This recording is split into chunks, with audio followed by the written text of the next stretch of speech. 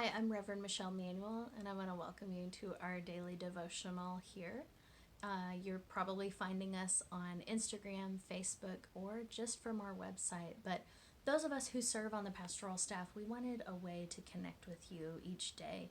And so you can look forward to these devotionals for as long as we are in this social distancing type of lifestyle. You can find them here. We truly do want to create content that will enrich your spiritual life. In this time where we can't meet face to face, we hope that you will meet us here most weekdays. I want to talk today just about how chaotic things feel. Don't worry, I'm not only going to talk about that, but life feels very disordered, right? Things have been taken out of their norm, and now we're all being given like a real life timeout. We're being told to stay in our homes and not go to work, not do anything that's not essential. This is anything but normal, and things might feel very disordered to you. You know, when we look at the very first chapter of the Bible, the very first verse, the first thing we see God do is create order out of chaos. And so we can know that God is a God of order. Where there is chaos, you can surely look and find the order that God is in the process of creating.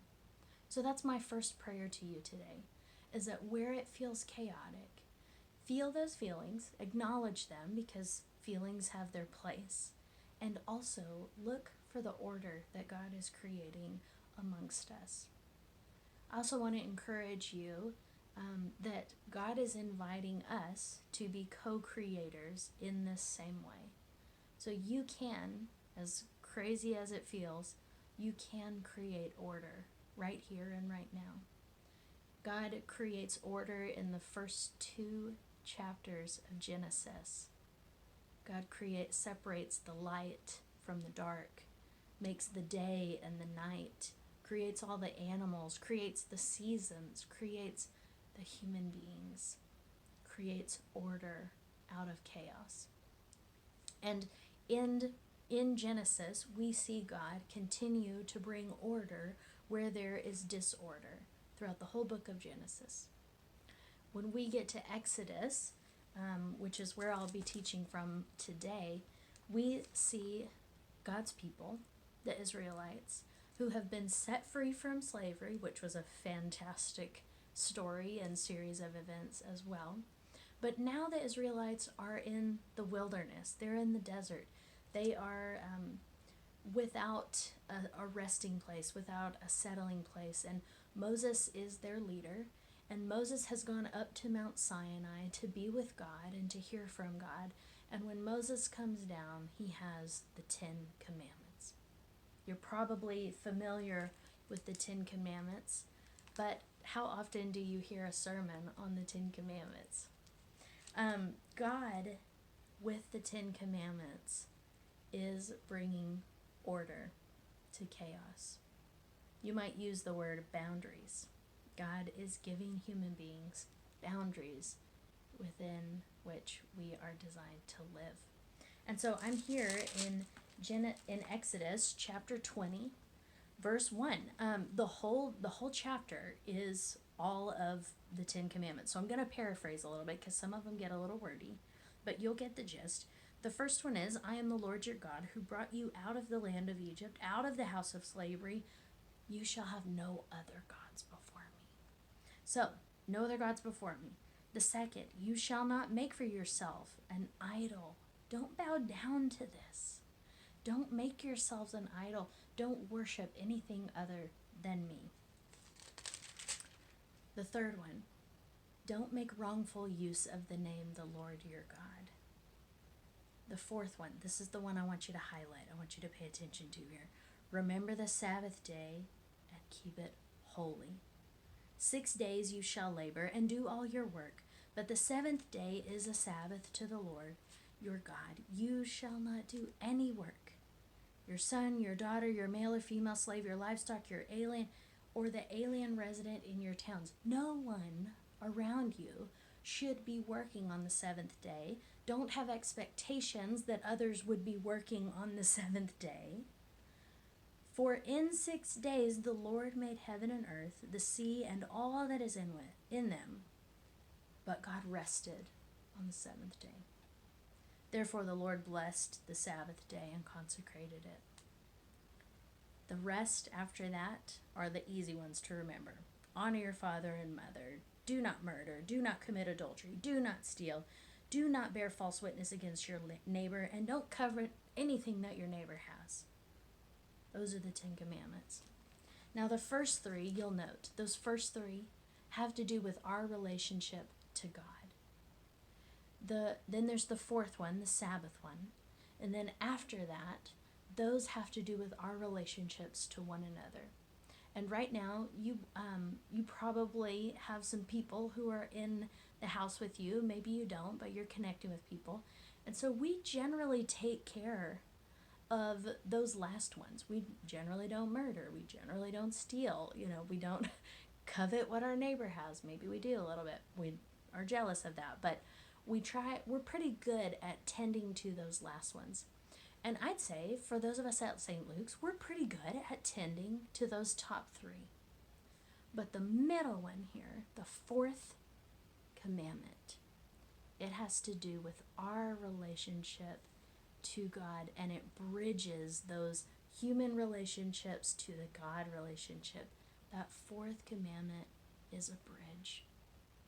And if you walk out onto that bridge of Sabbath, if you let loose the things of life, if you cease to work and you set your worries aside and your work aside on that Sabbath day, and you dedicate it to the Lord, and you rest and you play, and you love your dear ones well, God will meet you on that bridge. Walk out on to the bridge. Matthew Sleeth, who is a former physician, has a nonprofit organization called Blessed Earth in Lexington, Kentucky. He writes extensively on the Sabbath in his book 24/6. And I heard him speak in person one time, and he talks about that 4th commandment being a bridge. And he talks about, when there's a war going on, there's no way that the enemy can bomb all of the roads and the thoroughfares and the main things that where people are transporting, getting to and from. The first thing in a war that the enemy goes after are the bridges, because that cuts off resources. And Matthew Sleeth makes the case that there are forces of evil out there who are bombing our bridges. And we are unknowingly allowing that to happen. Friends, I want to lovingly encourage you to protect your bridge of Sabbath. And if you've never experimented with taking a true Sabbath, an entire 24 hours of rest, now's the time. When life is chaotic and disordered, we need order. God invites us into order. And so I encourage you this week, what's one day from sundown on Friday to sundown on Saturday, or whatever day, where can you take a rest? Life, the spaces that we exist in, those are kind of natural boundaries for us, right? I go to work and I do the work things at work. I go to school, I do the school things at school. I go to home, I do the home things. I go to the gym, I do the gym things, right? These spaces have been taken away from us. And so we have only one space, our house, our home. And where's the boundaries then? You may have found yourself in the last week or two that you're working nonstop, The phone is ringing, the emails are pouring in, and there are some fires that you need to put out. And I encourage you to tend to what you need to tend to. But as we get into maybe a new normal here, I encourage you to cultivate a rhythm of Sabbath in your life. It's going to require you to talk to your family or talk to the people who are in your home with you.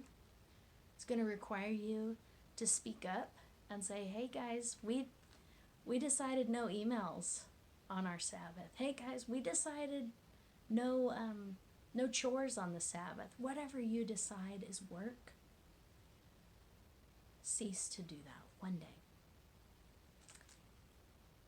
It will be so worth it. You can co-create order amidst chaos. God is with you. God is with us. Friends, I pray that you rest well, that the emails and the phone calls and everything that's pressing in, I pray that you would cultivate that bridge of Sabbath to meet God, to go and rest, to be loved, and to receive. I pray these things in the name of the Father, and the Son, and the Holy Spirit. God bless you.